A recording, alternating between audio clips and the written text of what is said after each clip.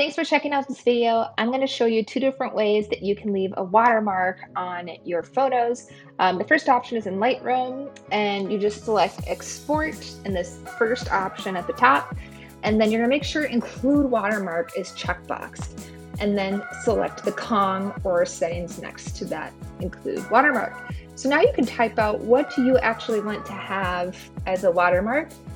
This actually is not the option that I would like. I have my own watermark, like signature, that I would like to have included. But if you want something simple, this is a great option. The other way to do this would be to open up Photoshop. I already have the watermark that I want to have saved with a transparent background, and all I need to do is drag and drop this into Photoshop, and you can see that it has added. You can adjust the size and place wherever you like. Now I'm just going to go ahead and export this. Just keep it as a JPEG and give it whatever name I would like.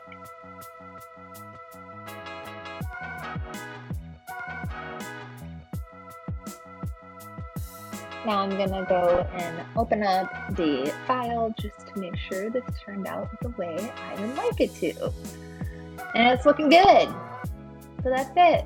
If this helped you, please hit subscribe, like, and comment below if you have an alternative method to making this work. Thanks.